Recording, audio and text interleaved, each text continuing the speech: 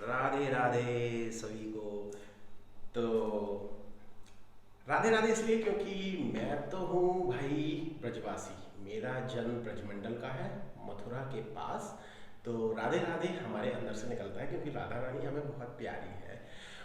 और कुछ नमस्ते कहते हैं, कुछ हाय कहते हैं। तो हाय वाला जो कहता हूँ हाय राम या हाय, अच्छा वो जो भी है उनका वाला हाय अब एक नया ट्रेंड है। तो बात आज फिर से है तो छोटी लेकिन बहुत दूर तक जाने वाली है। जैसे पिछले वीडियोस में मुझे याद है मैंने सोशल मीडिया की लत को लेकर आपसे कुछ बातें की थी। वो कितना आपके काम आई कमेंट्स में नीचे बताइएगा। एक बार फिर एक ऐसी ही छोटी लेकिन बारीक बात आपसे करना चाहता हूँ जो हमारे बहुत गहरे तक पैठ रखती है हमारे व्यक्तित्व के, हमारे मानस के, हमारी साइकी के। और वो है भाइयों और बहनों, अंग्रेजी का इस्तेमाल। तो अंग्रेजी का इस्तेमाल आप वहां करते हैं जहां आपकी भाषा कोई नहीं समझता, या सामने वाला भी अंग्रेजी में ही बात करना आसान समझता है। उसकी मातृभाषा आपको नहीं आती, आपको उसकी मातृभाषा नहीं आती। तो अंग्रेजी एक कॉमन लैंग्वेज हो सकती है कम्युनिकेट करने को, संवाद करने को।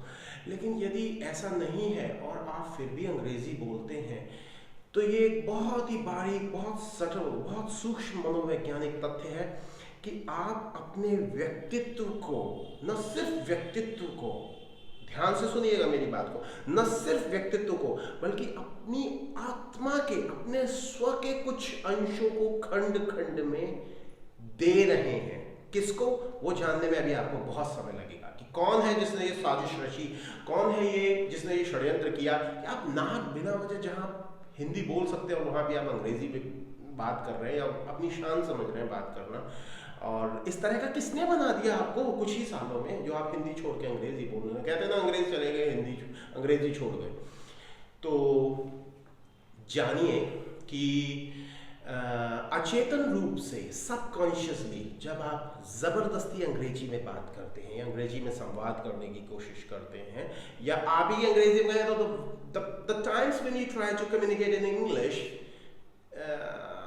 For no reason, for absolute no reason, right, तो उस समय पे आप अपने व्यक्तित्व को गिरवी रख रहे होते हैं, अपनी आत्मा के खंडों को दे रहे होते हैं।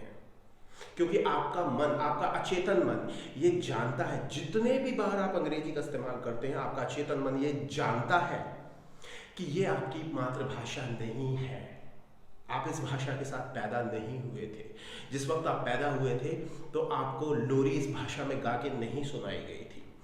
उतने खंडों में आपका व्यक्तित्व आत्म प्रवंचना और आत्मालोचना शुरू करता है, जिसको आप सेल्फ सैबोटेजिंग कहते हैं अंग्रेजी, आपकी अंग्रेजी में, हमारी भी थी कभी, अब नहीं है।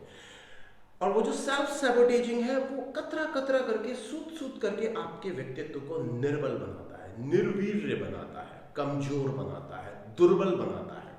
तो सूत्र बड़ा बारीक है, बहुत छोटा है, बहुत आसान है। हिंदी में बात करना शुरू करिए और देखिए